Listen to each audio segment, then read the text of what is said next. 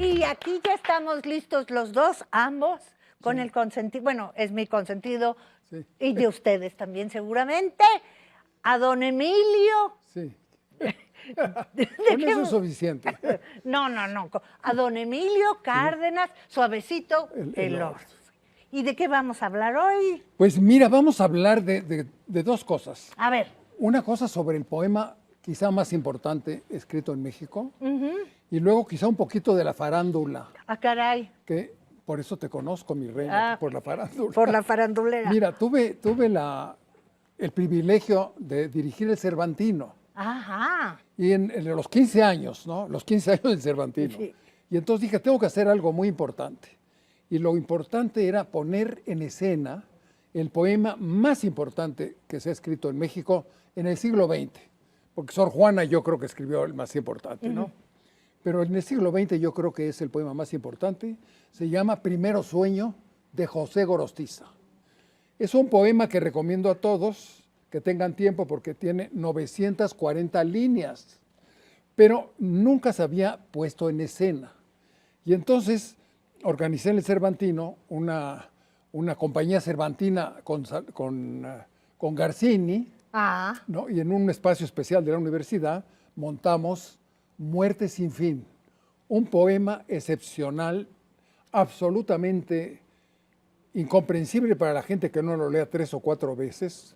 Decía Rulfo que había que leer Pedro Páramo 3 veces, para entenderlo, ¿no? Bueno, pero es una de las glorias de la lengua española y de nuestra cultura, ¿no? Y el que lo comenta, porque espero que vaya a salir, es nada menos que un amigo nuestro, también dedicado mucho a la farándula, que era Salvador Elizondo. sí. Salvador Elizondo. Entonces, Salvador Elizondo comenta el fragmento que vamos a ver. Bueno, me van platicando yo con Salvador, pero no vamos a ver la película que hice sobre eso, ¿no? Pero vámonos a ver. Vamos a ver y luego platicamos. Y luego más. le echamos el chisme acá.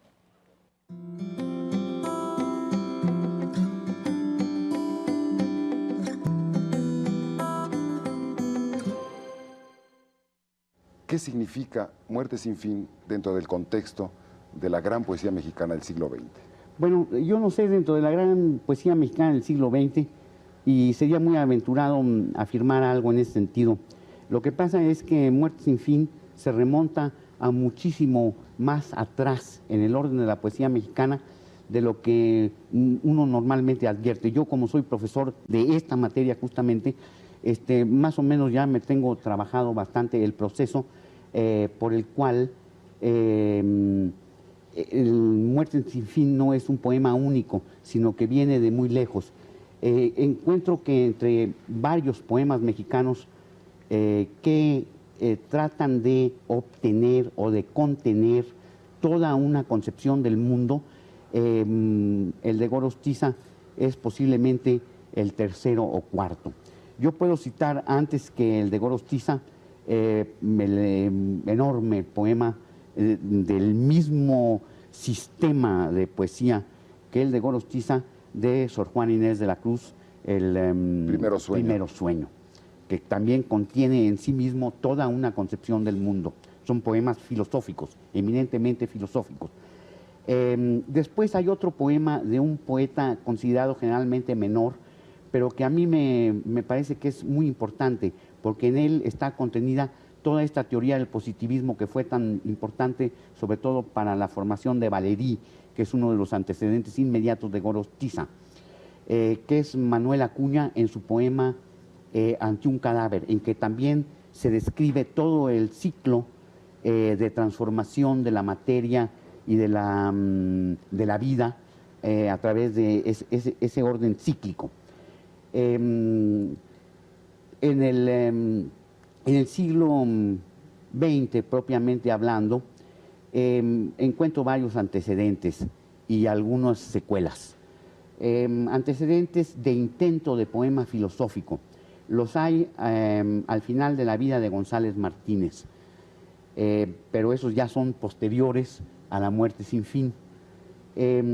Los hay también el intento muy peligroso, porque es un poema que, así como algunos poemas de Valéry tratan de matematizar la idea poética.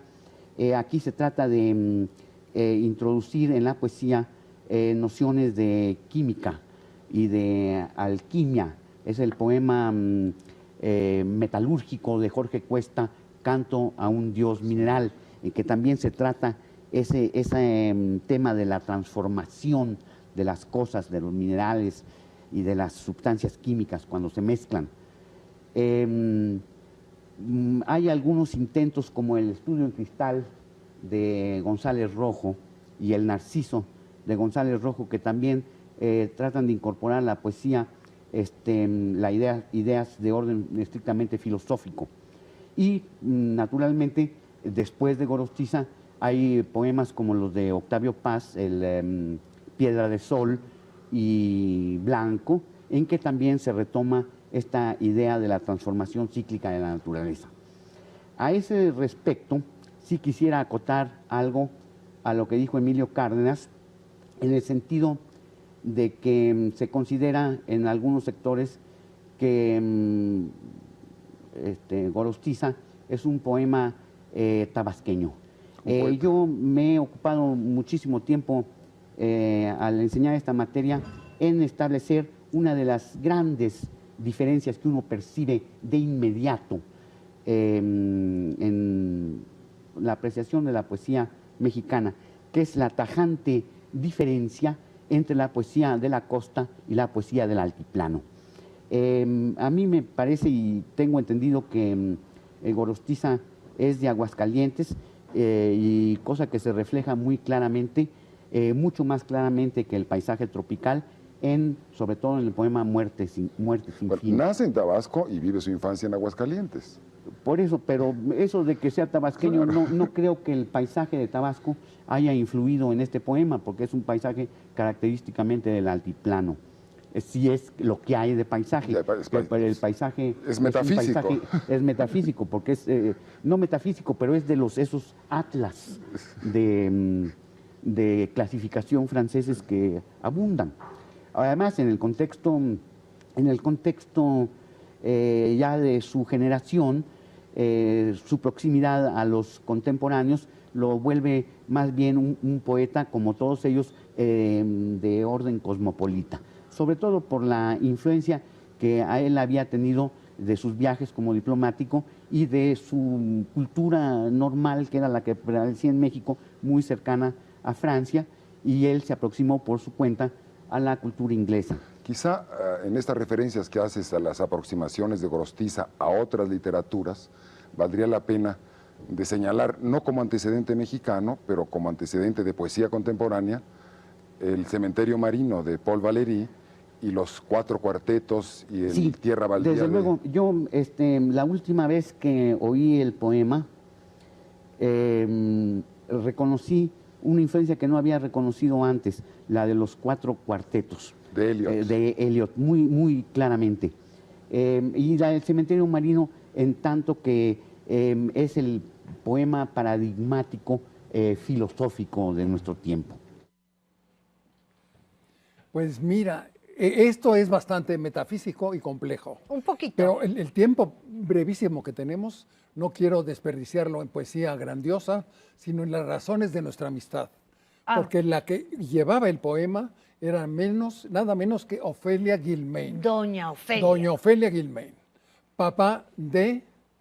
Abuela, mamá de Juan Ferrara. De Juan Ferrara abuela, y abuela de Juan Carlos Bonet, a quien tú cuidabas cuando era niño. Sí. Entonces, para y mí... bañaba. Y bañabas. Entonces, para mí esta cosa me une enormemente, más que a Gorostiza, a la buena de Sofía Álvarez, por haber cuidado también a mi amigo, sin el cual quizá no estaría yo por aquí. Pero qué maravilloso debe haber sido ese espectáculo. Una con cosa Doña Ofelia. fantástica. No se ha vuelto a hacer, ¿eh? No se ha vuelto a hacer. Fue algo maravilloso. El mejor poema de México, dicho por una actriz, pues más o menos de tu nivel. No, hombre. Sí. Y quien no sepa quién es Ofelia Guilmain en este país, en este momento, a los jóvenes, de veras tienen que saber de dónde venimos los actores. Y por lo menos ahora van a saber que hay un poema que se llama Muerte sin fin, de Gorostiza. Eso sí.